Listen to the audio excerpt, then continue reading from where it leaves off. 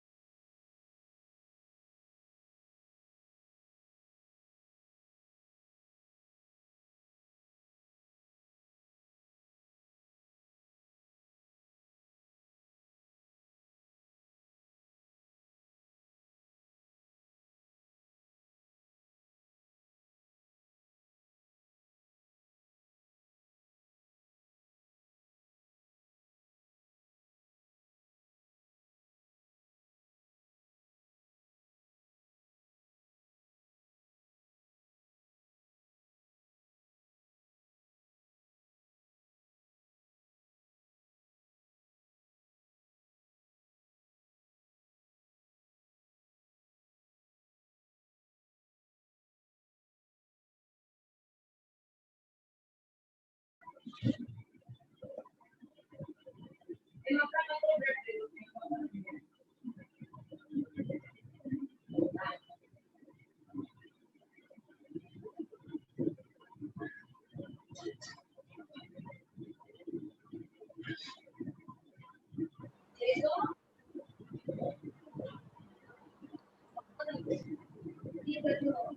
Students, am I audible? मेरी आवाज आ रही है बेटा आप लोगों को? Yes sir. एक मिनट, वीडियो दिखाई दे रही है कि नहीं? कैन यू सी मी और not? Sir, we can't see you, sir. The slides are also empty. Okay okay, slides are empty, I know. Aditya sir, जरा YouTube पे आप चेक करिए, वहां पे आपकी लाइव स्ट्रीमिंग स्टार्ट हुई कि नहीं।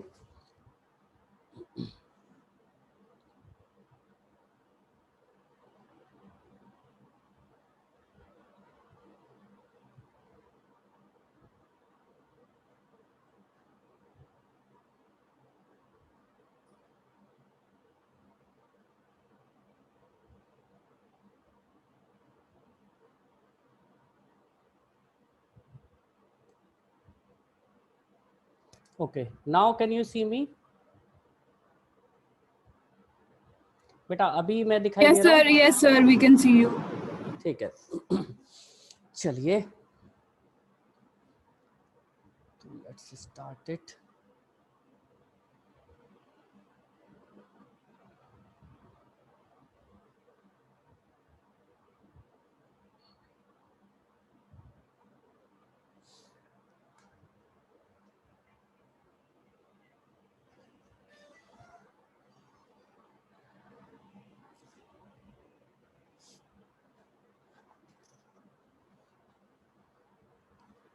चलो, लास्ट क्लास में हम लोगों ने कहाँ तक किया था बेटा?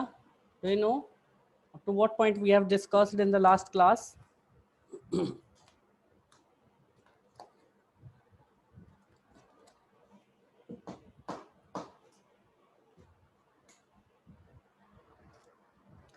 सर हमें शायद बफर से शुरू करना था।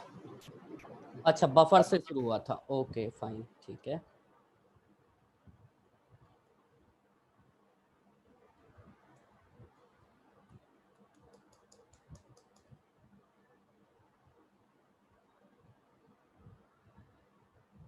आज यहाँ पे ये शॉर्ट में क्यों दिख रहा है?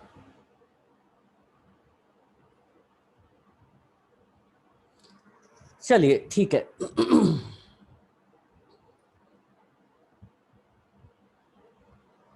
एक मिनट बेटा। Okay fine.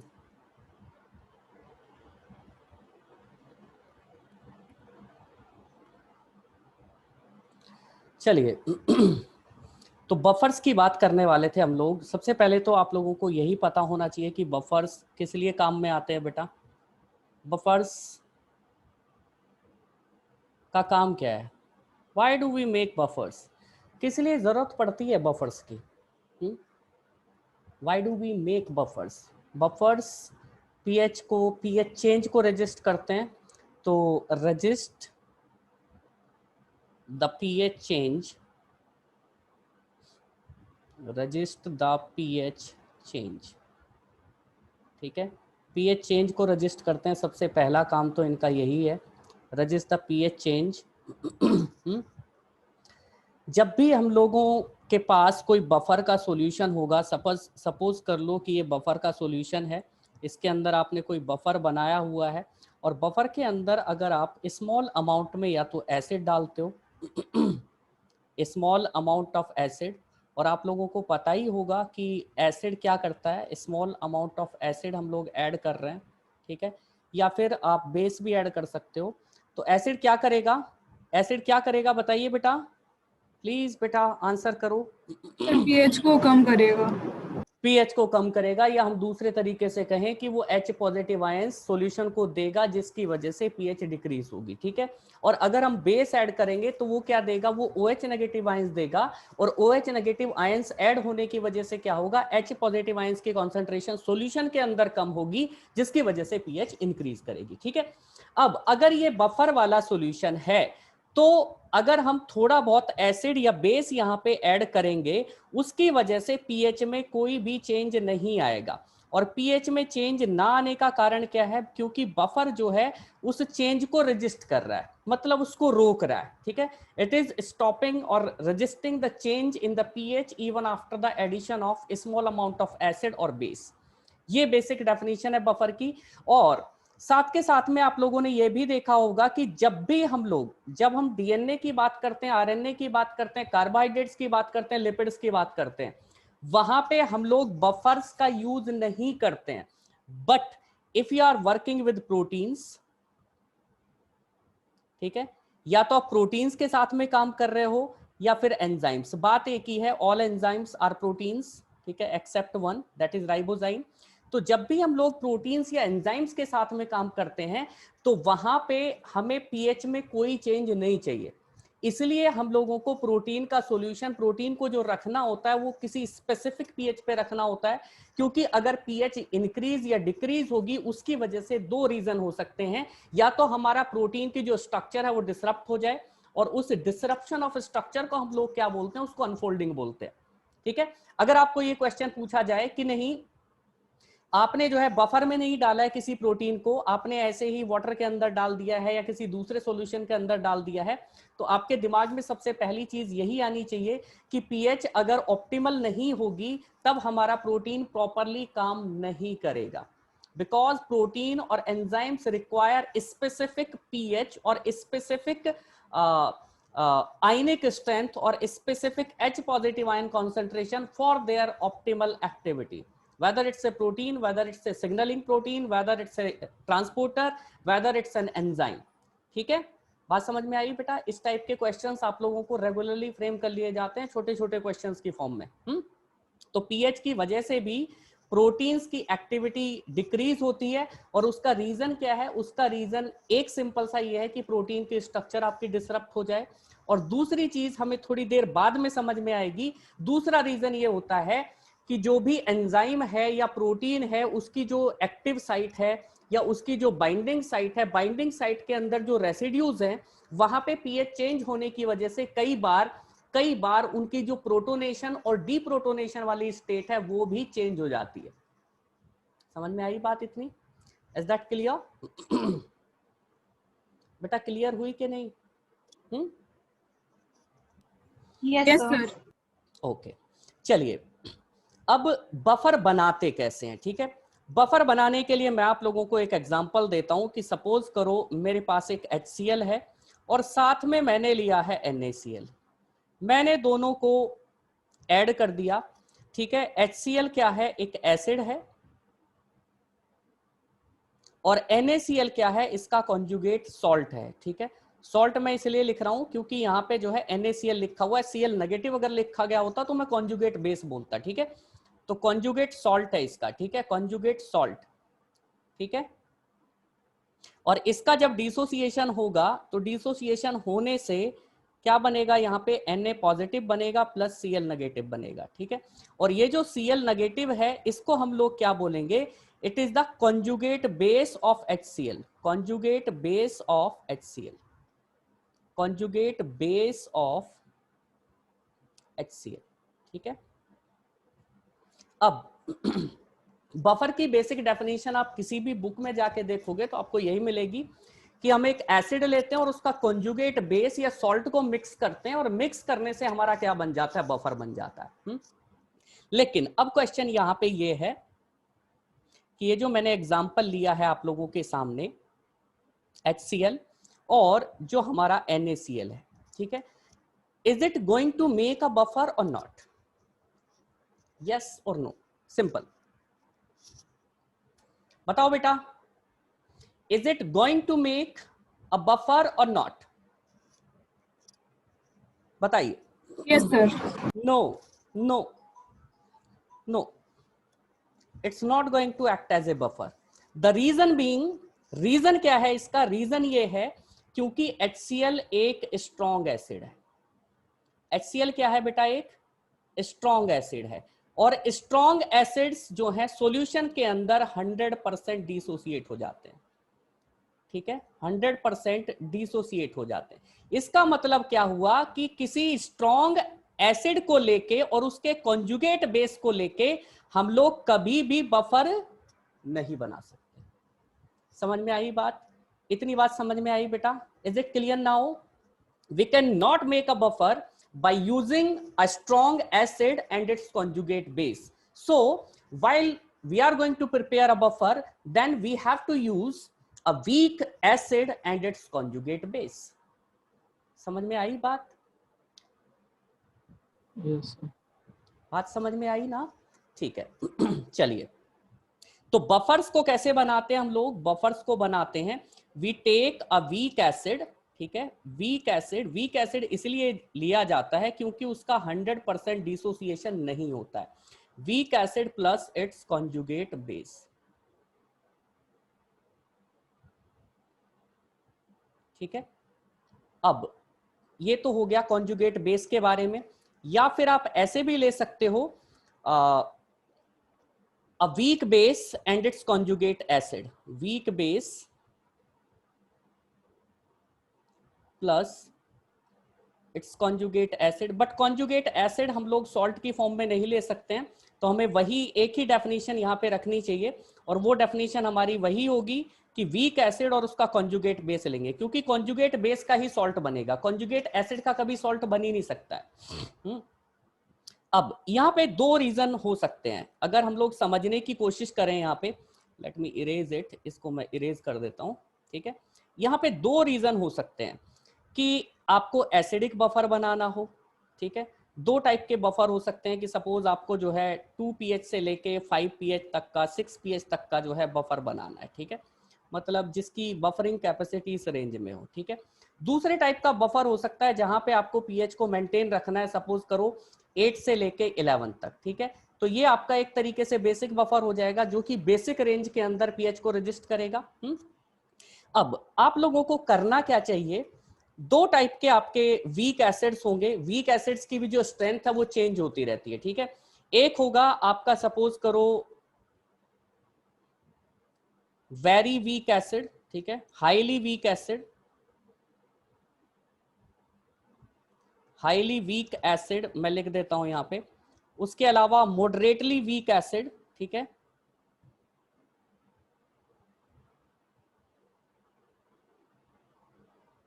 एसिडिक स्ट्रेंथ की बात कर रहे हैं यहां पे, ठीक है।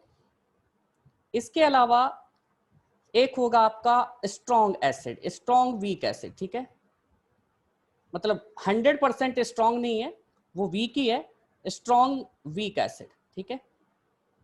अब होता क्या है कि हम लोग कैसे सेलेक्ट करते हैं कि किस पर्टिकुलर पीएच का बफर बनाना है, तो हमें कौन सा एसिड और उसका कॉन्जुगेट सॉल्ट लेना चाहिए। देखो वो डिसाइड होता है एक बात से कि हर एक जो एसिड है उसकी pKa वैल्यू होती है, ठीक है। pKa वैल्यू की भी डेफिनेशन मैं आप लोगों को बताऊंगा, बट pKa वैल्यू होती है, pK वैल्यू कैसे डिफाइन होती है, जिस पर्टिकुलर, मान लो कि मैंने यहाँ पे जो है एसिटिक एसिड का एग्जांपल लिया, एसिटिक एसिड एक वीक एसिड है, it's not an strong acid, ठीक है। तो इसका डिसोसिएशन होता है किसके अंदर, CH3COO नेगेटिव, और यहाँ से जो है H पॉजिटिव आयंस निकल जाते हैं, ठीक है। तो मान लो कि आपके पास सॉल्यूशन के अंदर दो मॉलिक्यूल थे, ठीक है, दो मॉलिक्यूल में से एक डिसोसिएट हो गया और एक अभी भी किस फॉर्म में बचा हुआ है, प्रोटोनेटेड फॉर्म में बचा हुआ है। तो जिस पर्टिकुलर पीएच पे आपका एसिटिक एसिड का 50% डीप्रोटोनेशन हो जाए और वो अभी भी 50% आपकी कौन सी स्टेट में रहे, प्रोटोनेटेड स्टेट में रहे। प्रोटोनेटेड स्टेट क्या है, जिसके साथ में प्रोटोन जुड़ा हुआ है। डीप्रोटोनेटेड स्टेट क्या है, जिससे प्रोटोन निकल गया। प्रोटोन निकला किससे, एसीटेट से। एसीटेट वाली जो फॉर्म है उसको हम लोग क्या बोलेंगे, डीप्रोटोनेटेड स्टेट, डीप्रोटोनेटेड, ठीक है। और CH3COOH जो है वो क्या है, आपकी प्रोटोनेटेड स्टेट है। समझ में आई बात बेटा? इतनी बात समझ में आई कि नहीं? इसका कहने का मतलब ये है कि जो बफर्स बनाए जाते हैं, बफर्स में आपकी दोनों टाइप की स्पीशीज एग्जिस्ट करती हैं, एक तो प्रोटोनेटेड वाली भी, एक डीप्रोटोनेटेड वाली भी, ठीक है। तो pKa वैल्यू को अगर हम डिफाइन करें, is the pH at which at which a particular acid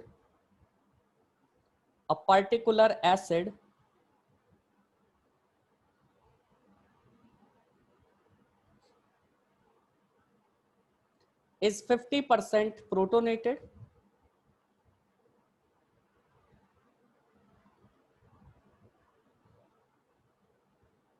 and 50% deprotonated.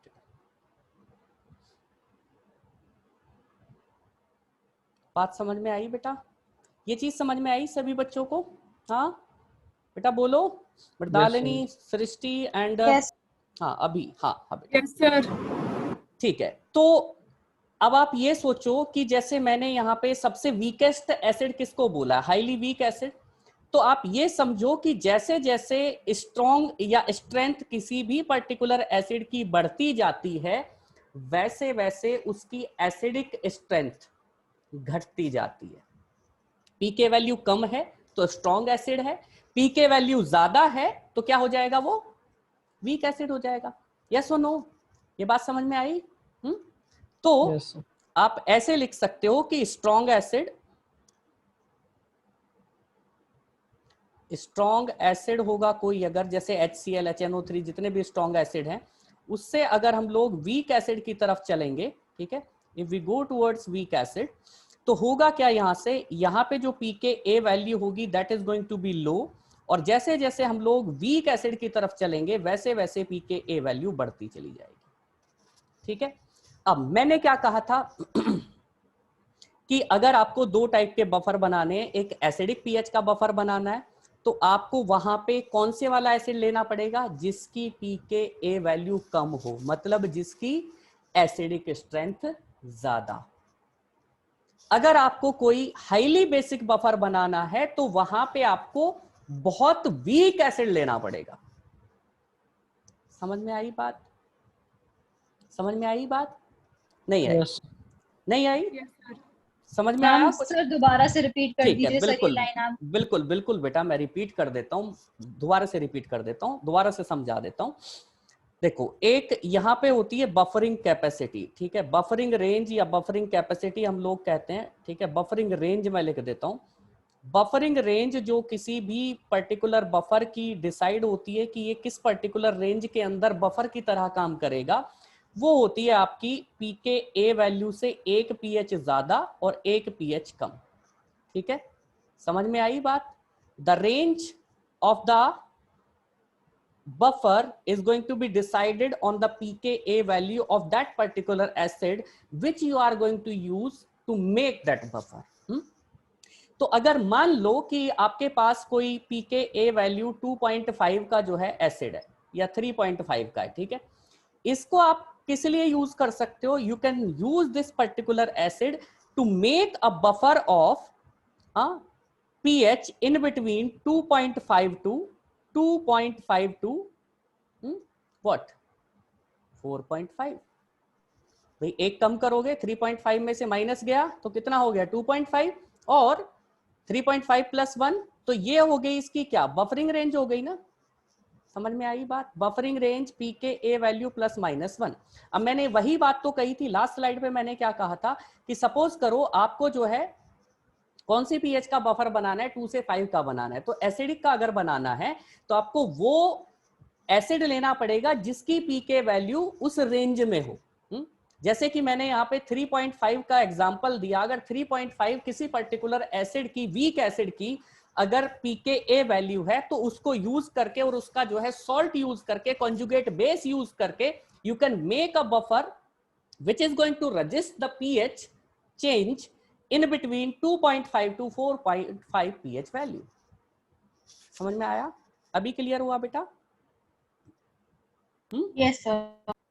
हाँ, अगर यहां पे आपको जो है कोई बफर बनाना है pH 8 से 11 का, तो वहां पे आपको ऐसा वीक एसिड लेना पड़ेगा जिसकी पीके वैल्यू सपोज मान लो कि हम यहाँ पे 8 मान लेते हैं, ठीक है, तो 8 वाले को या 8.5 मान लेते हैं, ठीक है, 8.5 वाले को की जो बफरिंग रेंज हो जाएगी वो कितने से कितने तक हो जाएगी, 7.5 से लेके 9.5 तक ना, है कि नहीं? तो yes, ये हाँ, किसी भी पर्टिकुलर बफर का सिलेक्शन इस तरीके से किया जाता है। ठीक है, इस टाइप का क्वेश्चन आप लोगों को फ्रेम किया जा सकता है कि नहीं, कोई प्रोटीन है जिसकी ऑप्टिमल एक्टिविटी जो है वो 7.5 या 8.5 या 9 के अराउंड आती है, और ये इतने एसिड्स हैं और उनके कॉन्जुगेट बेसिस हैं, इनमें से आप कौन सा कॉम्बिनेशन यूज करोगे to dissolve that particular protein और to make the solution of that protein which is going to be active. तो आपको देखना पड़ेगा, पीके वैल्यू से आप कंपेयर करके देख लेना, ओके ये बफर की तरह काम करेगा इस रेंज में, इस पर्टिकुलर प्रोटीन की जो हाई ऑप्टिमल एक्टिविटी है वो इस पीएच पे आती है, तो उसके according you can select that. इतनी बात समझ में आ गई? चलिए आगे बढ़ते हैं बेटा।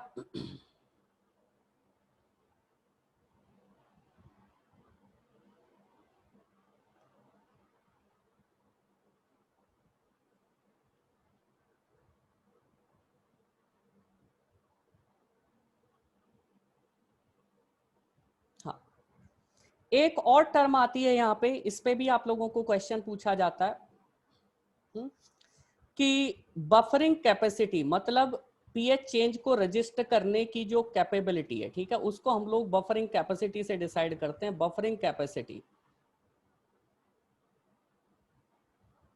The ability to resist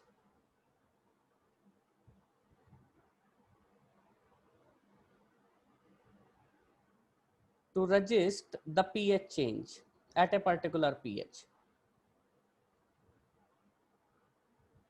the pH change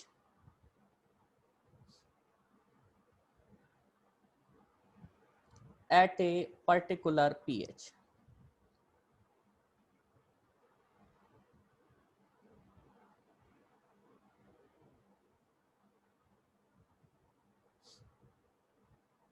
ठीक है, अब ये एबिलिटी किसी भी बफर की, ये भी पीके ए वैल्यू से डिसाइड होती है। ठीक है, अगर आपको कहा गया है कि बफरिंग रेंज जो है पीके ए प्लस माइनस 1 है, तो हाईएस्ट बफरिंग कैपेसिटी आपको कब मिलती है? ठीक है, highest buffering capacity is equal to when pH of the buffer is equal to its pK a value. Buffering capacity कब होगी? जब पीएच जो होगी बफर की वो किसके बराबर हो? वो पीके ए वैल्यू के बराबर। ठीक है, ये दोनों टर्मिनोलॉजी आप लोगों को अच्छे से पता होनी चाहिए बेटा, बहुत इंपॉर्टेंट है। हम लोग पूरी जिंदगी पढ़ते रहते हैं पीएच एंड बफर्स कैसे बनाते हैं, कौन सा चूज करें, हमें पता ही नहीं चलता है, फिर हम जो है गूगल पर सर्च करते हैं, उसके बाद हमें पता चलता है। लेकिन अगर आपके पास पीके वैल्यूज की टेबल है तो आपको कुछ सोचने की जरूरत नहीं है, you can directly do that. तो जैसे कि मैंने कहा कि ये पर्टिकुलर कोई एसिड था, एक्स एसिड मान लेते हैं, जिसकी पीके वैल्यू 3.5 थी। तो अगर इस एसिड को यूज करके और इसका कॉन्जुगेट बेस यूज करके if you are going to make a buffer और आपको हाईएस्ट बफरिंग कैपेसिटी का बफर बनाना है, तो आपको उस बफर की पीएच कितनी रखनी पड़ेगी? 3.5 रखनी पड़ेगी। क्लियर हो गई बात बेटा? अगर आप पीएच को डिक्रीज करोगे तब भी बफरिंग कैपेसिटी आपकी डिक्रीज होगी, अगर आप पीएच को 3.5 से बढ़ाओगे तब भी बफरिंग कैपेसिटी डिक्रीज होगी। क्लियर बेटा? ये पॉइंट क्लियर हुआ कि नहीं हुआ? Yes. हाँ, तो buffering Yes, sir. Capacity is going to be highest at its pK value. ठीक है, उस पर्टिकुलर एसिड की पीके ए वैल्यू के बराबर अगर पीएच होगी बफर की, तो वहां पे हाईएस्ट बफरिंग कैपेसिटी मिलेगी हमें। Let us take the example. आप लोगों को मैं मैकेनिज्म समझा देता हूं कि कोई बफर कैसे काम करता है बेटा। एग्जांपल हम लोग ले लेते हैं एसीटेट बफर का, और आप लोगों ने एसीटेट बफर या सोडियम एसीटेट बफर का नाम जरूर सुना होगा। ठीक है, सोडियम एसीटेट बफर बनाया कि नहीं बनाया बेटा आप लोगों ने? अब आपको सारी चीजें बहुत अच्छे से समझ में आएंगी। ठीक है, सोडियम एसीटेट बफर, ये क्या है बेटा? सोडियम एसीटेट है। सोडियम एसीटेट के अंदर सोडियम है, तो ये क्या हो जाएगा? कॉन्जुगेट बेस, या इसको सॉल्ट लिख सकता हूं मैं? यस और नो? Yes. प्लस हमें क्या चाहिए? एसिटिक एसिड चाहिए होगा, इसका जो है कॉन्जुगेट एसिड क्या होगा? Acetic acid. ये क्या है? हमारा वीक एसिड है। ठीक है, तो वही चीज कर रहे हैं हम लोग, एक वीक एसिड ले रहे हैं और उसका क्या ले रहे हैं? कॉन्जुगेट बेस ले रहे हैं। ठीक है, अब आपको ये चीज पता है, ये तो सॉल्ट है, और सॉल्ट जो है सॉल्यूशन के अंदर 100% क्या हो जाते हैं बेटा? डिसोसिएट हो जाते हैं। मतलब ये क्या बना लेगा? CH3CO नेगेटिव बना लेगा।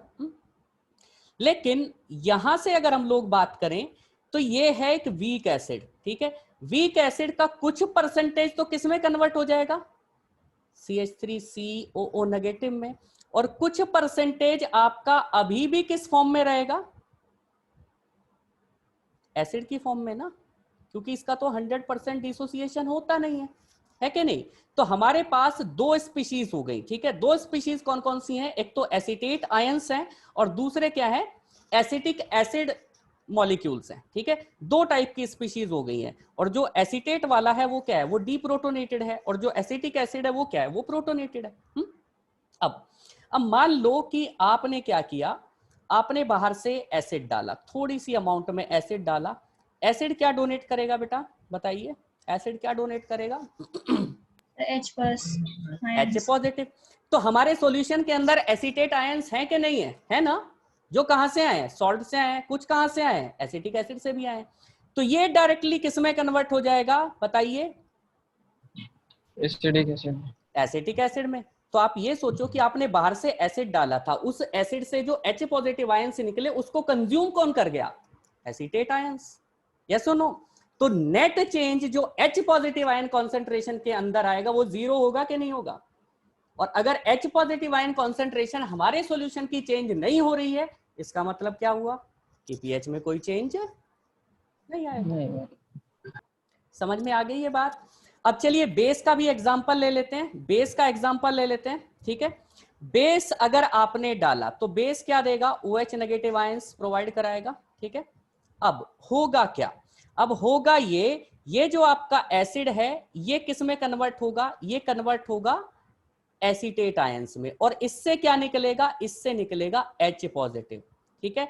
तो जो बाहर से बेस आ रहा है उसके साथ में ये कंबाइन होके क्या बना लेगा, उसके साथ में कंबाइन होके क्या बना लेगा, वाटर, या वाटर बना लेगा। या हम ये भी तो कह सकते हैं कि जो बाहर से हमने OH नेगेटिव आयंस डाले थे उनको किसने न्यूट्रलाइज कर दिया, जो कि एसिटिक एसिड से H पॉजिटिव आयंस निकले। तो net H positive ion concentration में चेंज क्या आया, जीरो आया कि नहीं आया, यस और नो। यस, हाँ, तो इस तरीके से बफर काम करता है। अगर बफर के अंदर आपकी दोनों स्टेट्स नहीं है, प्रोटोनेटेड और डीप्रोटोनेटेड स्टेट्स नहीं है, तब तक हम लोग जो है उसको बफर बनाने के लिए यूज नहीं कर सकते हैं। अगर मान लो मैं इसके अंदर बहुत ज्यादा अमाउंट में अगर बेस डालता जाऊंगा तो क्या होगा, बताओ क्या होगा, व्हाट विल हैपन, Oh, क्या होगा बेटा बताओ।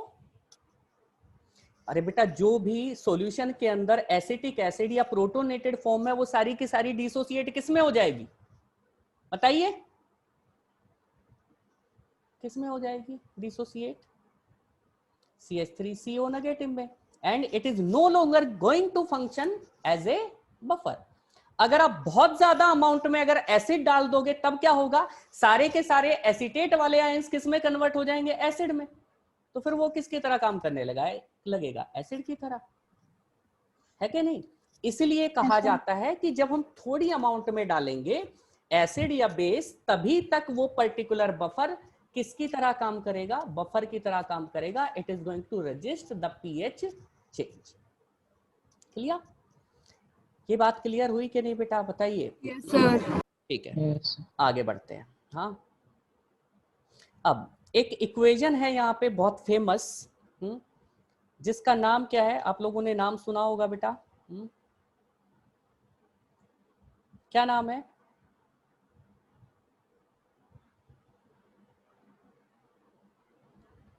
Sir Henderson equation. बिल्कुल, हैंडरसन हैसलबैक इक्वेशन जिसको हम कहते हैं। हाँ, what do we call it, Henderson Hasselbalch equation बोलते हैं उसको।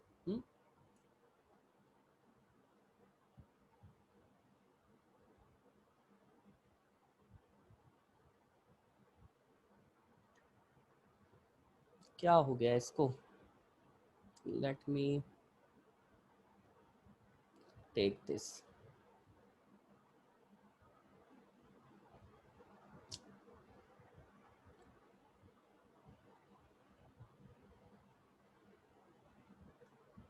हाँ चलिए आगे बढ़ गया ये। तो इसका फॉर्मूला क्या है, फॉर्मूला एक ही फॉर्मूला है, ठीक है, और उसको आप कई तरीके से याद रख सकते हो, ठीक है, और इससे मैं कई सारी चीजें आप लोगों को एक्सप्लेन करने वाला हूं। pH is equal to pKa log, ऊपर मैं क्या लिखूंगा, आप कॉन्जुगेट बेस लिख सकते हो, और उसकी कॉन्सेंट्रेशन की बात कर रहे हैं बेटा यहाँ पे, कॉन्जुगेट बेस,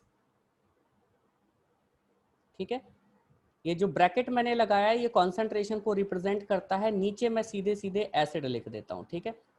अब देखो सेम फॉर्मूला है, आपको पता है कॉन्जुगेट बेस जो हमने एग्जाम्पल लिया है उसके अंदर क्या है, CH3COO नेगेटिव है कि नहीं है, CH3COO नेगेटिव है ना बेटा, और नीचे की साइड क्या आ जाएगा, CH3COOH। अब आपको ये भी पता है कि ऊपर वाली जो फॉर्म है वो क्या है, ऊपर वाली जो फॉर्म है वो क्या है बेटा,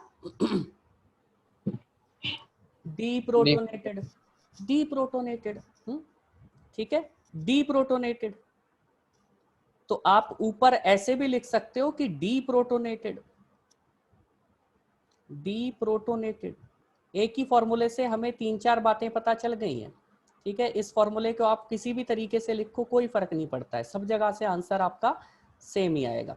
आपको हो सकता है क्वेश्चन में कॉन्जुगेट बेस टू एसिड का रेशियो पूछ ले, हो सकता है डीप्रोटोनेटेड टू प्रोटोनेटेड का रेशियो पूछ ले, हो सकता है एसीटेट टू एसिड का रेशियो पूछ ले, तो आपको सारी बातें पता होनी चाहिए ना, है कि नहीं।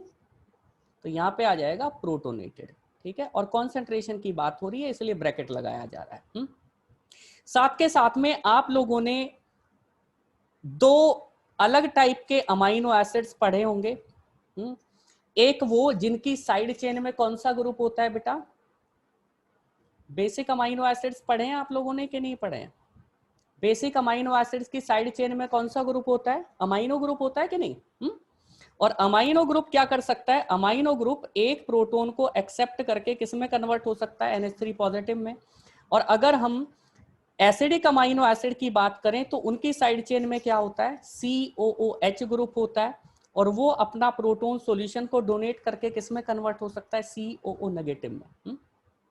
तो अगर मैं यहां पे बात करूं तो ये जो दोनों फॉर्म है, ये कौन सी फॉर्म आपको दिखाई दे रही है बताइए, प्रोटोनेटेड या डीप्रोटोनेटेड, प्रोटोनेटेड, बिल्कुल प्रोटोनेटेड है। और ये जो दोनों स्टेट आपको दिखाई दे रही हैं ये कौन सी हैं, डीप्रोटोनेटेड। तो हम यहाँ पे अगर हमें बेसिक अमाइनो एसिड का प्रोटोनेशन डीप्रोटोनेशन देखना हो किसी भी पर्टिकुलर साइड चेन का, तो हम कैसे लिखेंगे, NH2 ऊपर लिखेंगे कि नहीं लिखेंगे भाई, NH2 क्या है, आप इन्हें तो बताया अभी, डीप्रोटोनेटेड है कि नहीं है, यस और नो। और नीचे क्या लिखेंगे बताइए, NH3 पॉजिटिव, ठीक है। और अगर एसिडिक अमाइनो एसिड के केस में लिखना हो तो ऊपर क्या लिखेंगे, COO नेगेटिव, और नीचे क्या लिखेंगे, COOH। हेंडरसन हेसलबैक इक्वेशन का ये आपको अगर फॉर्म समझ में आ गया है, अगर अमाइनो एसिड का भी नहीं भी आया तो कोई दिक्कत नहीं है, जब हम लोग अमाइनो एसिड्स की बात करेंगे वहां पे आपको वो क्लैरिफाई हो जाएगा, ठीक है। वहां पे भी मैं एक बार आप लोगों को जरूर बताऊंगा, ठीक है, या जब हम कभी एंजाइम्स के बारे में बात करेंगे वहां पे भी ये बात आप लोगों को क्लैरिफाई हो जाएगी, ठीक है। तो ये हेंडरसन हेसलबैक इक्वेशन, प्लस का साइन ध्यान रखना, कई जगह पे आपको जो है बुक्स में माइनस का साइन दिखाई देगा, लेकिन उसमें होता क्या है, उसमें होता ये है कि एसिड ऊपर चला जाता है, कॉन्जुगेट बेस नीचे आ जाता है, इसीलिए माइनस का साइन आता है वो। तो उससे घबराने की जरूरत नहीं है, जो मैंने बताया है उसी को ध्यान रखना, ठीक है। अगर आप लोगों को उसको भी याद करना है तो बेटा याद कर सकते हो, मैं इसको ऐसे भी लिख सकता हूं, pH is equal to pKa minus log, ऊपर मैं लिख सकता हूं एसिड और नीचे क्या मैं लिख सकता हूं, कॉन्जुगेट बेस।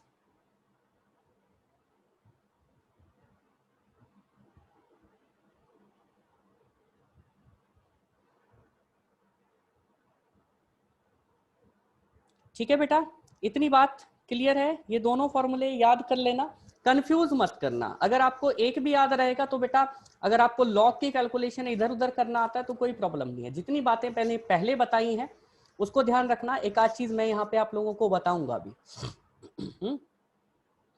चलिए यहां तक बात क्लियर हो गई? क्लियर बेटा?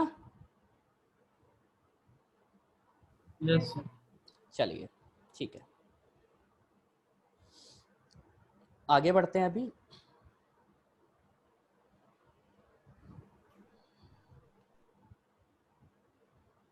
हाँ, तो एक आधा क्वेश्चन इसको हम लोग जो है ट्राई करते हैं, या सबसे पहले कैसे बफर कोई कैसे बनाना है वो मैं आपको समझा देता हूँ एक बार।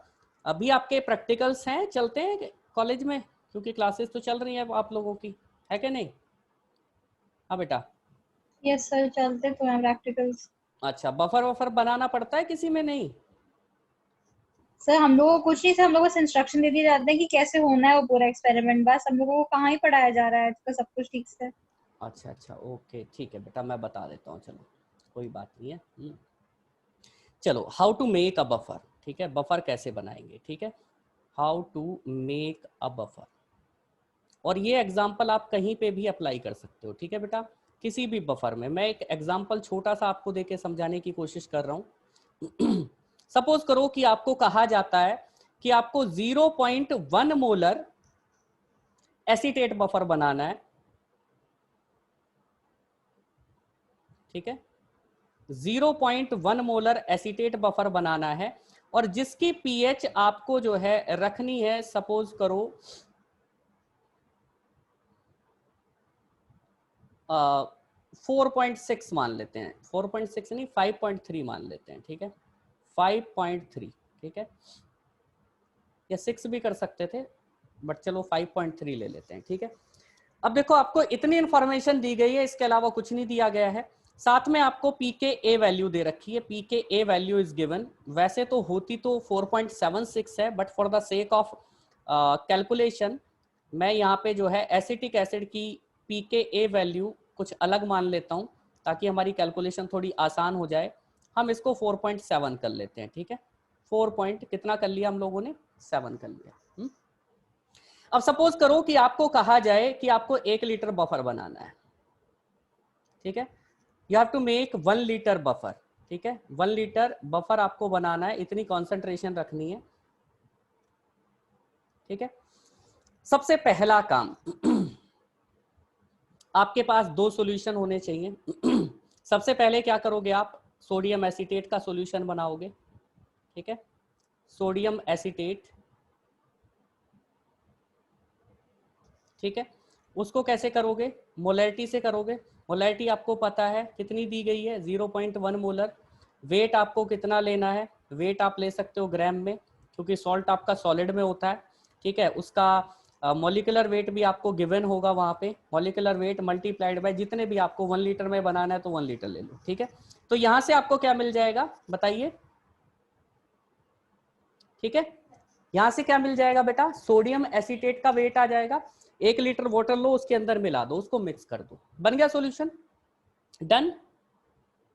यहां तक समझ में आई बात? पहला स्टेप, आपने 1 लीटर सोडियम एसीटेट का सॉल्यूशन बना लिया, जिसकी कॉन्सेंट्रेशन बेटा कितनी है, 0.1 मोलर। लैब के अंदर ग्लेशियल एसिटिक एसिड होता है, जो कि आपका सॉल्यूशन की फॉर्म में होता है। क्या होता है, ग्लेशियल एसिटिक एसिड, ठीक है। या मान लो कि आपके पास 4 मोलर का कॉन्सेंट्रेटेड सॉल्यूशन है।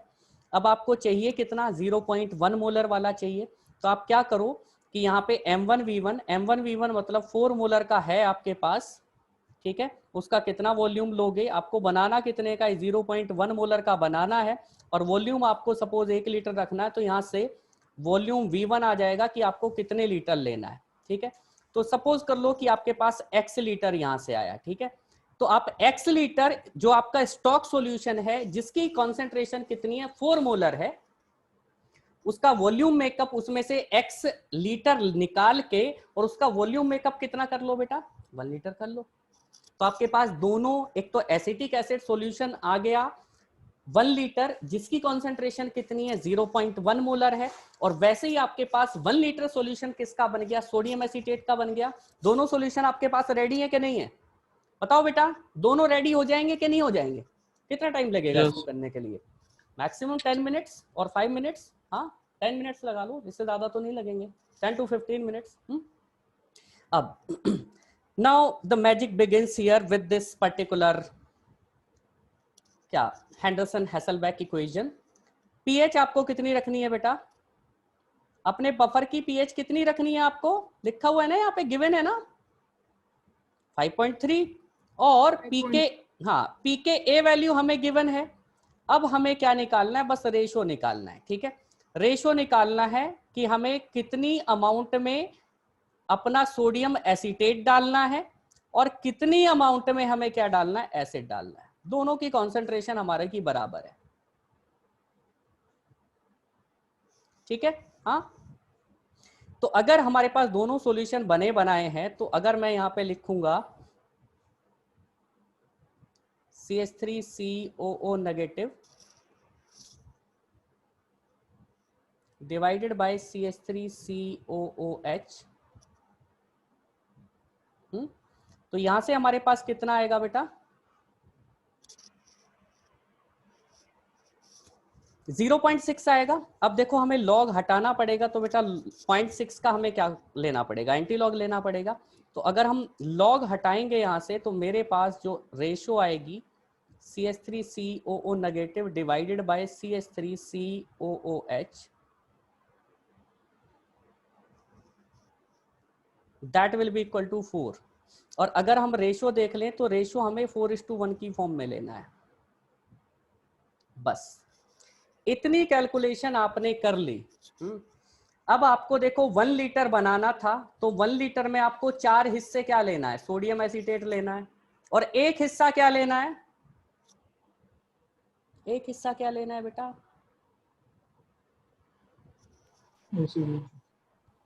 तो बस ml में कर लेते हैं। 1 लीटर को ml में हमने कन्वर्ट कर लिया, कितना? 1000। और ये जो आपके फ्रैक्शन थे 4 + 1 कर लो, फ्रैक्शन कर लो 5, तो एक फ्रैक्शन कितने के बराबर आ गया? 200 के बराबर आ गया, है कि नहीं?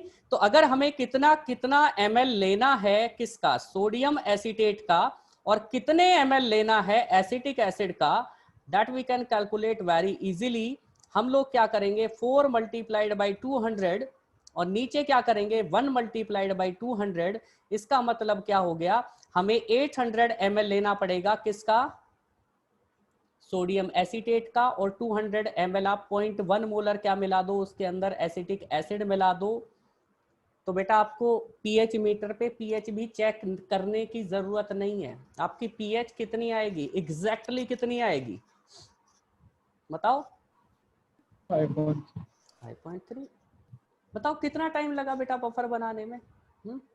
अगर सोचो, सेम चीज मैं आपको कहता कि आप नहीं 0.1 मोलर एसीटेट लेके और उसके अंदर पीएच मीटर के नीचे लगा के उसके अंदर एसिड डालो, कभी पीएच आपकी बढ़ जाएगी 5.3 से, कभी घट जाएगी, कभी एसिड डालोगे, कभी बेस डालोगे, उसमें लग जाते हैं ना, काफी टाइम लग जाता है ना अगर हम पहली बार कर रहे हो, है कि नहीं?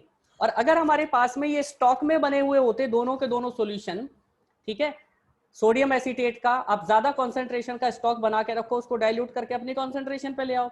ऐसी एसिटिक एसिड का भी स्टॉक रखो, उसको डाइल्यूट करके सेम कॉन्सेंट्रेशन पे ले आओ, जिस भी पर्टिकुलर कॉन्सेंट्रेशन का आपको बफर बनाना है।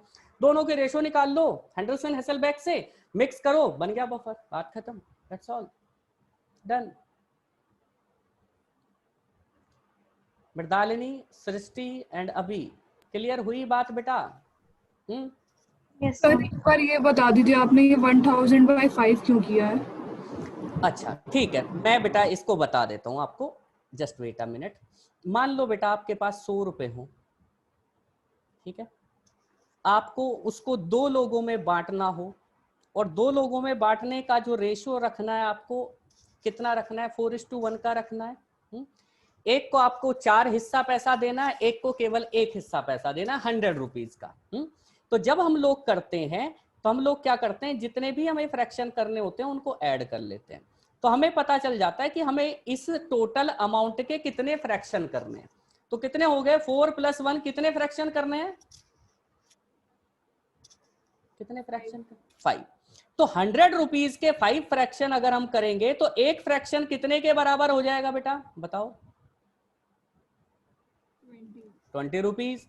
तो 20 रुपीज आ गया। हमें रेशो कितनी देनी है? 4:1 की। तो एक हिस्सा कितने के बराबर है? 20 के। तो 4 हिस्से कितने के बराबर हो जाएंगे? एक को आप 80 रुपीज दे दो, दूसरे को कितने दे दो 20 रुपीज, तो दोनों में बट गए 100 रुपीज 4:1 के रेशो में कि नहीं बट गए? यस और नो? सेम चीज सेम चीज बेटा मैंने यहाँ पे की है। मैंने यहाँ पे दोनों को ऐड करके 1000 ml हमारा टोटल अमाउंट था जो बफर बनाना था, उसको हमने 4:1 के रेशो में डिवाइड कर दिया। That's all. कोई दूसरा एग्जांपल भी मैं आपको दे सकता हूं कि सपोज करो आपके पास 70 रुपीज हो, ठीक है, आपके पास 70 रुपीज हो और आपको 4:2 या 5:2 के रेशो में डिवाइड करना हो, तो आप कैसे करोगे बताओ? पहले जोड़ लो दोनों को, कितना हो गया 7, एक हिस्सा निकाल लो, एक हिस्सा कितने के बराबर होगा? That will be equal to 10 rupees. तो एक को कितने दे दो? एक को 50 रुपीज दे दो, दूसरे को कितने दे दो? 20 रुपीज दे दो, सीधे सीधे। 5 × 10 डिवाइडेड बाई 2 × 10, दैट्स ऑल। एक को 50 रुपए दे दो, दूसरे को 20 रुपए दे दो, बट गए आपके हिस्से में। तो इस तरीके से आप किसी भी चीज को डिवाइड कर सकते हो, ठीक है। इस बात को ध्यान रखना, ये आपको काम आएगा जब भी आपको हेंडरसन हेसलबैक वाली इक्वेशन यूज करने का मौका मिलेगा। अब बेटा मेरा क्वेश्चन आप लोगों से ये है कि आपको ये चीज समझ में आई कि नहीं आई? बफर कैसे हम लोगों ने बनाया? Was it easy or not? आसान था कि नहीं था? ये सर समझ आ गया। समझ आ गया? चलिए ठीक है। देखो आपके पास अगर स्टॉक होंगे तो बेटा बनाना आसान है। अब मैं आपको ये भी कह सकता हूं कि नहीं, जो लैब का तरीका होता है वो वही है, क्योंकि वहां पे कोई भी कैलकुलेशन, बायोलॉजी की लैब में कोई भी कैलकुलेशन करना पसंद नहीं करता है। बट जैसे कि हमारा कॉम्पिटिटिव एग्जाम है, वहां पे आपको मैथमेटिकल पोर्शन बहुत आता है, तो इसको आपको स्ट्रॉन्ग करना ही पड़ेगा। मैं बताता रहूंगा जहां जहां पे आपको जरूरत पड़ेगी। चलो कुछ एग्जाम्पल्स मैं आपको दूंगा यहाँ पे, जैसे कि H2CO3 है, ये आपका किस टाइप का एसिड है बेटा? इसको आप डाई बेसिक एसिड कहोगे कि नहीं? It's a dibasic acid, yes और नो? इसके अंदर हाँ, तो सबसे पहले जो आपका प्रोटॉन निकलेगा, प्रोटॉन निकलने के बाद बचेगा क्या? HCO3 नेगेटिव, ठीक है। और ये किसी पर्टिकुलर पीएच पे होगा इसका डिसोसिएशन, इसकी pKa वैल्यू होगी कुछ पहले H पॉजिटिव के निकलने की। तो इसको अगर मैं एसिड कहूंगा तो इसका कॉन्जुगेट बेस क्या होगा? ये होगा ना HCO3 नेगेटिव। और इसका अगर मुझे सॉल्ट बनाना होगा या सॉल्ट यूज करना होगा तो मैं इसका कौन सा सॉल्ट यूज करूंगा बताओ बेटा? इसका सॉल्ट क्या होगा बताइए? NaHCO3। यस और नो? ये आपका डिसोसिएट होकर यही तो देगा HCO3 नेगेटिव। अब इसको हम लोग ले लेते हैं यहाँ पे NaHCO3 को दोबारा से ले लेते हैं। NaHCO3, ये दूसरा प्रोटॉन डोनेट करेगा किसी दूसरी पर्टिकुलर pKa वैल्यू पे, जिसको हम लोग pKa2 बोल देते हैं यहाँ पे, दूसरे प्रोटॉन के निकलने के लिए। अब इसमें से क्या निकलेगा? H पॉजिटिव निकलेगा, प्लस बचेगा क्या बताइए? CO3 2 नेगेटिव ना, प्लस Na पॉजिटिव भी निकल जाएगा, है कि नहीं? अब ये जो है ये इसका कॉन्जुगेट बेस है, आप इसको एसिड मानो अब, क्योंकि उसके अंदर प्रोटॉन है। NaHCO3 सोडियम बाइकार्बोनेट जिसको कहते हैं, हाँ, बेकिंग पाउडर या जो भी उसको सोडा वगैरह कुछ बोला जाता है, तो वो आपका एसिड है। और जो CO3 नेगेटिव है वो क्या हो जाएगा? उसका कॉन्जुगेट बेस, ठीक है। अब इसका सॉल्ट हम लोग कैसे लिखेंगे? इसका सॉल्ट Na2CO3 कर दो, यस और नो? अब देखो अगर आपको जो है, मान लो कि pKa2 मान लेते हैं इसकी 10.5 है, ठीक है, और pKa1 जो है इसकी सपोज करो 6.1 है, ऐसा मान लो कुछ, ठीक है। तो अगर आपको 5.1 से लेके और 7.1 के बीच की पीएच का अगर बफर बनाना है, if you want to make a buffer of pH in between 5.1 to 7.1, then आपके कंपोजिशन क्या होगा बफर का, आप लोग मुझे बताओ बेटा, tell me. Sir H plus bicarbonate and H2CO3 plus NaHCO3, yes और नो? अगर मैं आपको कहूं कि आपको जो है 9.5 से लेके और 11.5 के बीच का बफर बनाना है, तो इसका कंपोजिशन क्या होगा बेटा, बताओ, आप खुद बताओ, देख के बताओ बेटा।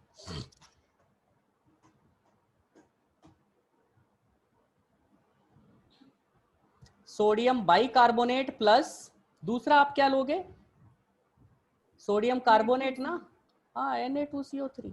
तो देखो pKa वैल्यू के अकॉर्डिंग आपका जो है pH बदल जाता है, बफर का कंपोजिशन भी बदल जाता है, ठीक है।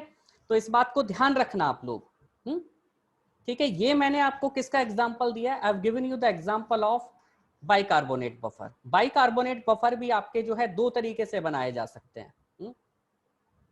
पहले वाला बाइकार्बोनेट बफर होगा, नीचे वाला आपका कार्बोनेट बफर होगा। ठीक है, आगे बढ़े। ये बात समझ में आ गई बेटा, Srishti, Mridalini and Abhi, is that clear to each and everyone here? Yes. Okay, चलिए दूसरा मैं एग्जांपल लेता हूं H3PO4 का। इसको हम लोग वैसे कहते क्या है, फॉस्फोरिक एसिड बोलते हैं कि नहीं, isn't it? अब इसमें से हम पहला प्रोटॉन निकालते हैं तो बचेगा क्या बेटा, H2PO4 नेगेटिव ना, इसकी pKa वैल्यू कुछ होगी, pKa1 मान लेते हैं उसको, ठीक है। ये क्या है बताइए, अब आप लोग बताते जाओ बेटा, पहले मैंने आपको समझा दिया है। ये इसका क्या होगा, कॉन्जुगेट बेस ना, कॉन्जुगेट बेस का सॉल्ट क्या हो जाएगा आपका, कॉन्जुगेट बेस का सॉल्ट क्या हो जाएगा, NaH2PO4, isn't it? अब चलो इसको हम लोग लेते हैं H2PO4। H2PO4 जो है दोबारा से अपने प्रोटॉन को डोनेट करेगा यहाँ पे, जिसकी वैल्यू हम pKa2 मान के चलते हैं यहाँ पे। फिर इसमें से क्या निकलेगा, इसमें से अगेन प्रोटॉन निकलेगा और फिर बचेगा क्या हमारे पास, HPO4 2 नेगेटिव, ठीक है। अगर इसका सॉल्ट आपको देखना है तो यहाँ पे लिखना पड़ेगा Na2HPO4। ये एसिड है, इसके लिए यहाँ पे नेगेटिव का साइन आना चाहिए, ये क्या हो जाएगा, इसका कॉन्जुगेट बेस हो जाएगा, ठीक है। ऐसे ही तीसरा भी बफर बनाया जा सकता है HPO4 2 नेगेटिव, और यहां से तीसरा आपका प्रोटॉन निकलेगा तो उसकी pKa3 होगी, ठीक है। थर्ड pKa वैल्यू होगी, कोई तीसरी pK वैल्यू होगी, तो H positive plus PO3 3 negative, PO4 3 negative, sorry, ठीक है। तो इसका सॉल्ट अगर आपको देखना पड़ेगा तो Na3PO4, ये क्या हो जाएगा बेटा, Na3PO4 हो जाएगा।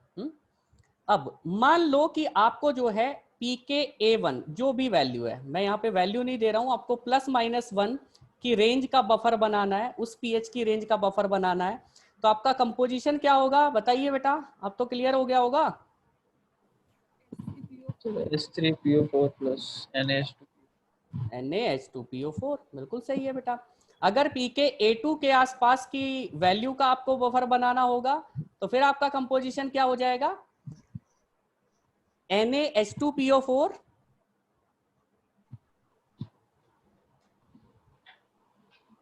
प्लस Na2HPO4, ठीक है। अगर आपको pKa3 वैल्यू के आसपास का बफर अगर बनाना होगा तो बेटा फिर क्या हो जाएगा कंपोजिशन आपका, Na2HPO4 प्लस Na3PO4, ठीक है, ठीक है ना। हाँ, इतनी बात समझ में आ गई, क्लियर?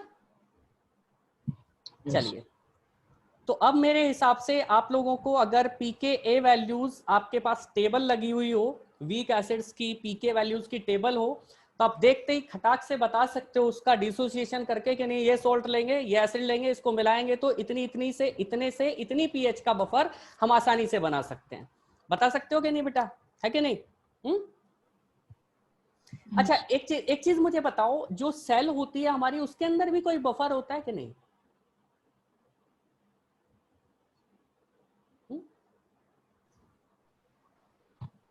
सर बफर मतलब होता है उसमें कि का नहीं? जो फ्लूइड होता है वो बफर की तरह वर्क करता है एक पर्टिकुलर लेवल तक, उसका भी बफर कैपेसिटी रेंज होती होगी, हाँ क्योंकि बिल्कुल वहाँ पे जितने भी बिल्कुल एंजाइम्स काम कर रहे हैं उनके लिए एक स्पेसिफिक पीएच बिल्कुल एनवायरनमेंट चाहिए। बिल्कुल होता है बफर, लेकिन मैं पूछ रहा हूँ कौन सा बफर होता है? बाइकार्बोनेट बफर होता है या कोई दूसरा बफर होता है बेटा?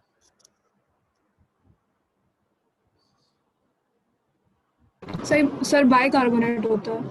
नो बेटा, फॉस्फेट बफर होता है। बाइकार्बोनेट बफर आपका केवल आरबीसीज में काम करता है। हाँ जहाँ पे आरबीसी में होता है। हाँ, वो आरबीसीज में इसलिए बन जाता है क्योंकि CO2 होती है वहां पे, CO2 वाटर के साथ में कंबाइन होके वहां पे बाइकार्बोनेट बनाती है। समझ में आई बात बेटा? हाँ, तो हमेशा याद रखो कि अगर आपको इस टाइप का भी क्वेश्चन पूछा जाए कि सेल के अंदर कौन सा बफर काम करता है, तो आपका आंसर होना चाहिए phosphate buffer.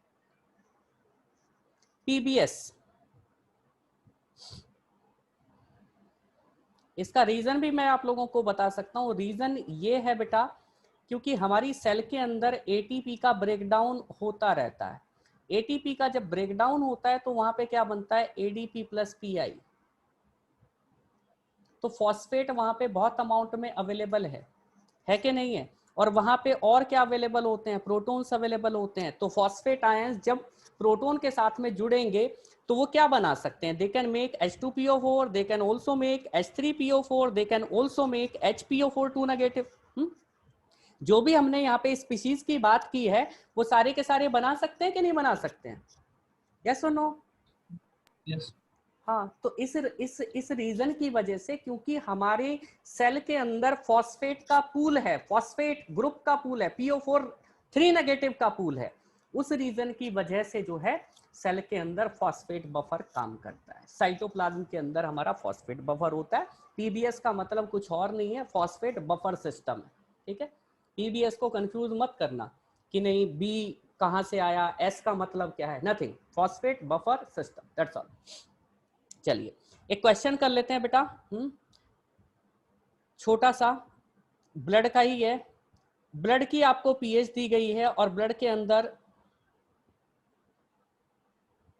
PH is given 7.4 होती है ना, और इसके अंदर बाइकार्बोनेट बफर सिस्टम काम करता है।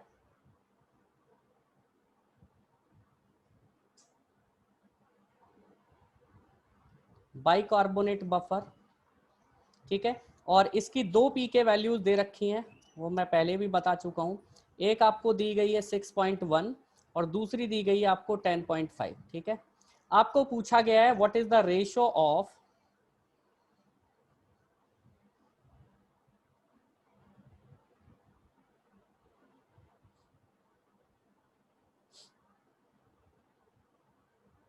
HCO3 negative upon H2CO3।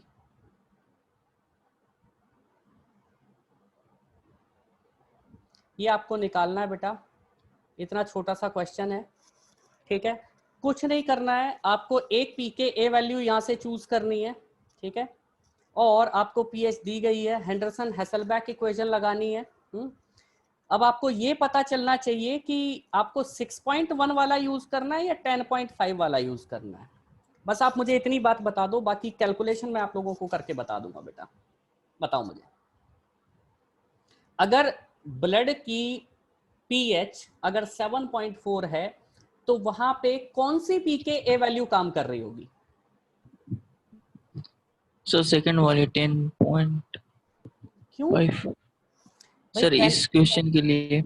हाँ इस क्वेश्चन के लिए आप ये सोचो कि यहाँ पे जो है 9.5 से ये 11.5 के बीच में काम करेगा ना। यस और ये हम लोग अगर बात करें तो कहां से कहां तक काम करेगा, 7.1 5.1 से 7.1 तक काम करेगा।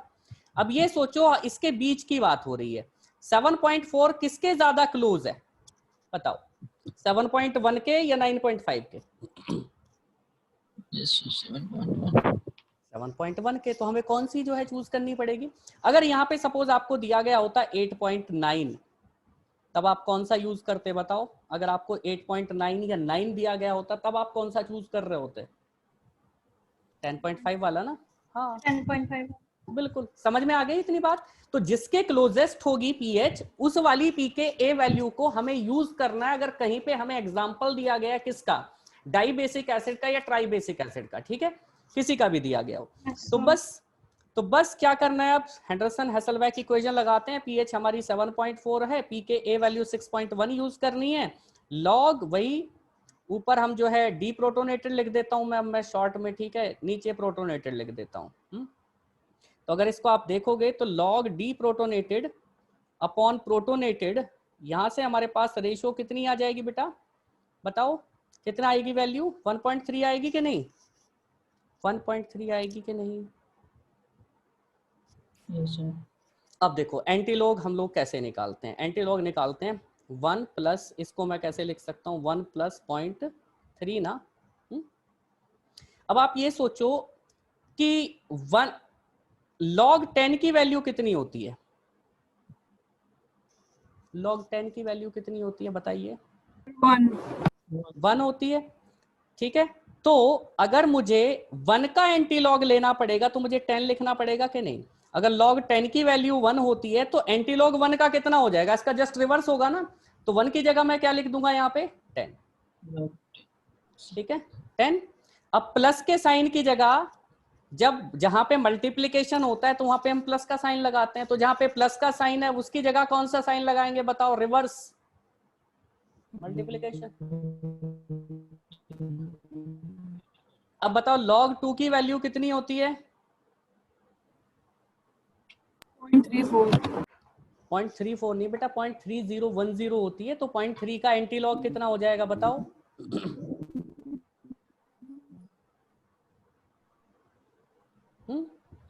तो जब मैं लॉग को हटाऊंगा, मतलब इस चीज का एंटी लॉग लूंगा, तो D protonated upon protonated state की रेशो कितनी आ जाएगी, 20:1 आ जाएगी कि नहीं। यस और नो। यस।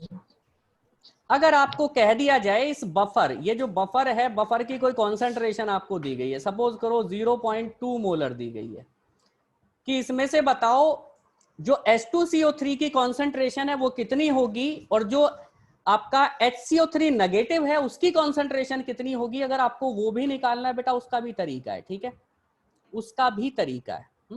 उसका तरीका कैसे है, उसका भी तरीका मैं आप लोगों को बता देता हूं। आपको करना क्या है, करना वही है 20 + 1 21, ठीक है। हमारे पास यहाँ पे जो है फ्रैक्शन कितना है, 0.2 मोलर का है, तो 21 फ्रैक्शन इसके करने पड़ेंगे। जो भी वैल्यू आपकी आती है, सपोज x मान लेते हैं, x वैल्यू आती है, ठीक है। तो x वैल्यू आने के बाद हम लोगों को क्या करना है, जो डी प्रोटोनेटेड की रेशो होगी वो हमारी 20 रेशो में आया था, तो 20 × x कर दो, और नीचे क्या है बेटा,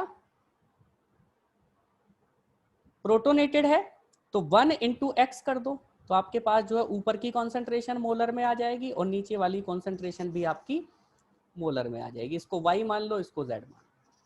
तो आप ये भी एग्जैक्टली कैलकुलेट करके बता सकते हो बेटा। समझ में आई ये पॉइंट, नहीं आया, आया कि नहीं आया। अच्छा चलो ये मुझे निकाल के बता दो कि x की वैल्यू कितनी आ रही है, फिर मैं आप लोगों को बता देता हूँ।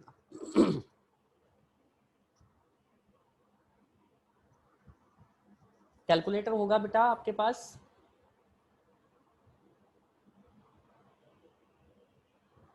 मैं निकालूं।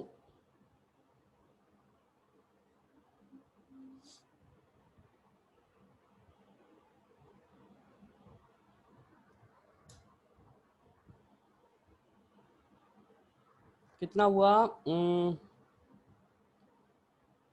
डिवाइडेड बाई 21, ये आया 0.0095, और इंटू 20 करना है 0.190। इसकी वैल्यू मेरे हिसाब से आ गई है 0.19, ठीक है, मोलर।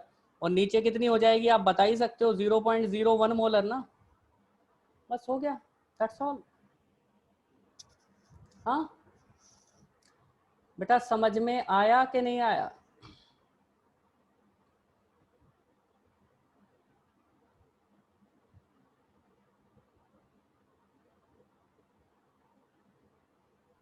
Yes sir. सर आपकी स्क्रीन पूरी विजिबल नहीं है। सर आपकी पूरी स्क्रीन विजिबल नहीं है। ठीक है बेटा, आगे मैं लिख देता हूँ। ये तो पहले वाला तो दिख गया था ना, डीप्रोटोनेटेड अपॉन प्रोटोनेटेड का रेशो तो यस दिख रहा है। Sir, okay yes sir. Okay, ठीक है बेटा, ठीक है। चलो मैं यहाँ पे बता देता हूँ, हमारे पास जो रेशो आई है डीप्रोटोनेटेड 20 रेशो में आया है और प्रोटोनेटेड वाला कितनी रेशो में आया है, 1 रेशो में आया है। ठीक है, तो यहाँ पे हमने 20 लिखा हुआ है, यहाँ पे 1 लिखा हुआ है। आपको ये कहा गया जो आपका बाइकार्बोनेट बफर है, बफर की जो कॉन्सेंट्रेशन है वो आपको दी गई है बेटा 0.2 मोलर। ठीक है, बफर की कॉन्सेंट्रेशन कितनी दी गई है, 0.2 मोलर। तो अब आपको पूछा गया है कि इसके अंदर, इस बफर के अंदर NaHCO3 की कॉन्सेंट्रेशन कितनी है मोलर के अंदर। ठीक है, ये पूछा गया है। दूसरी चीज आपको ये पूछी गई है कि इसके अंदर H2CO3 की कॉन्सेंट्रेशन कितनी है।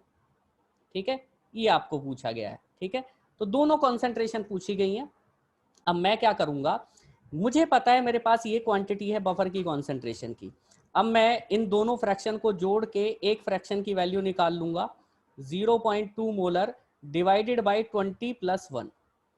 ठीक है, यहां से अगर मैं कैलकुलेशन करता हूं तो मेरे पास जो वैल्यू आती है वो आती है 0.0095 समथिंग। ठीक है, अब मुझे क्या निकालना है, मुझे निकालनी है कॉन्सेंट्रेशन NaHCO3 की और डिवाइडेड बाय H2CO3।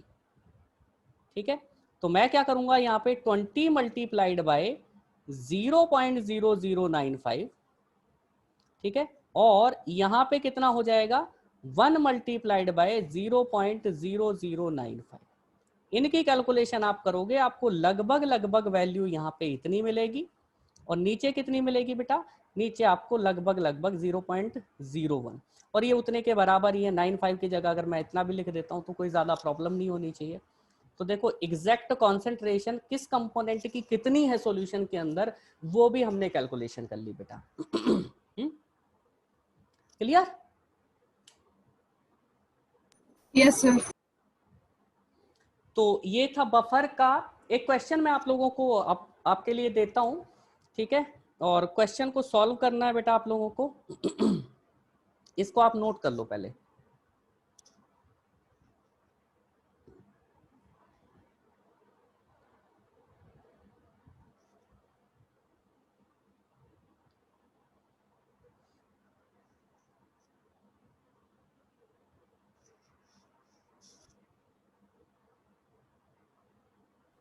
सर एक मिनट, आप इसको वो दोबारा पुराना वाला पेज दिखा सकते हैं? हाँ बेटा बिल्कुल श्योर, कौन से वाला दिखाना बताओ।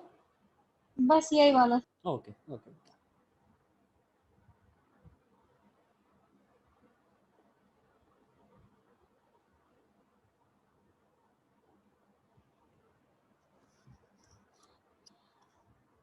Okay, thank you sir. Okay बेटा। चलिए एक क्वेश्चन मैं आप लोगों को देता हूं। क्वेश्चन ये है, आपके पास 0.1 मोलर सोडियम एसीटेट बफर है।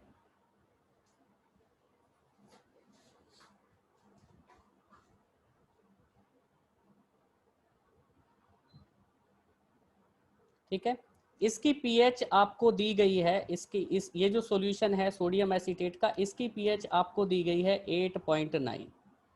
ठीक है, इसके साथ में आपने मिक्स किया है 1 ml of 1 molar acetic acid जिसकी पीएच है 2.8। अब आगे आपको कहा गया है if the pKa value of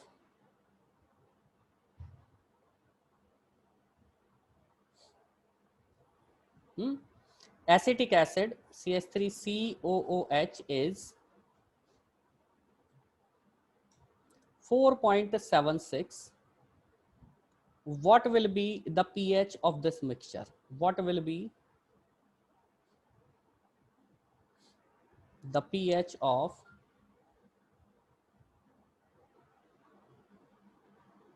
this mixture?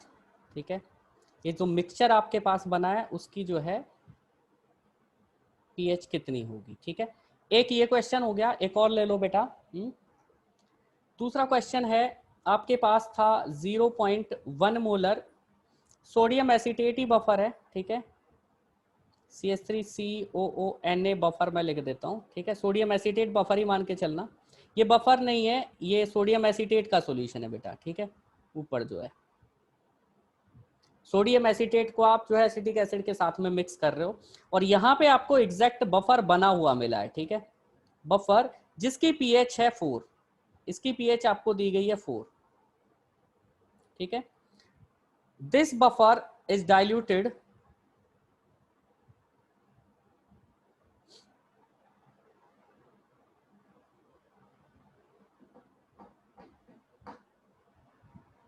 a million times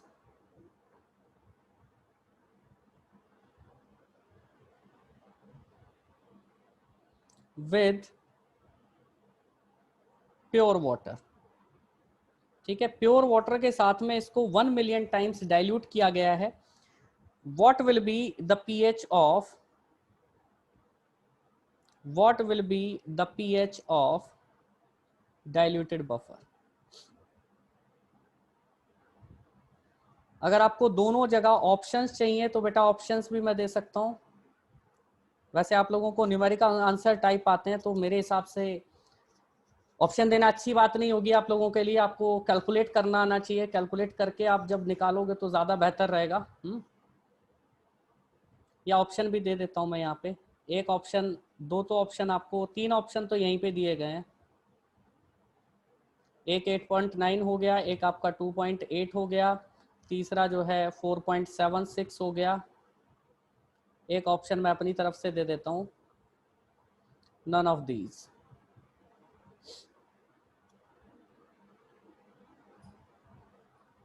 ठीक है, ऐसे ही यहां पे ले लेते हैं, एक ऑप्शन आपको 4 दिया गया है, ठीक है, दूसरा ऑप्शन आपको जो है 7 दे दिया है, एक ऑप्शन आपको जो है 8 दे दिया है, और फोर्थ ऑप्शन आपका none of these, none of these,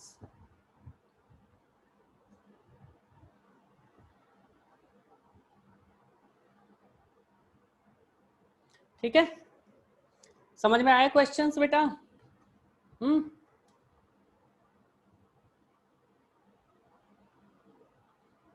बेटा क्वेश्चन समझ में आए कि नहीं?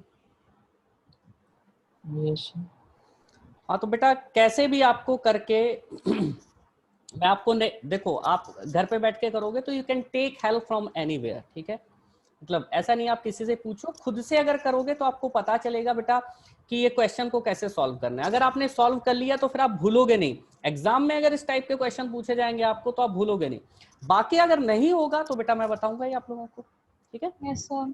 ठीक है ना? हाँ तो चलिए इन दोनों क्वेश्चंस को हम लोग नेक्स्ट क्लास में डिस्कस करेंगे।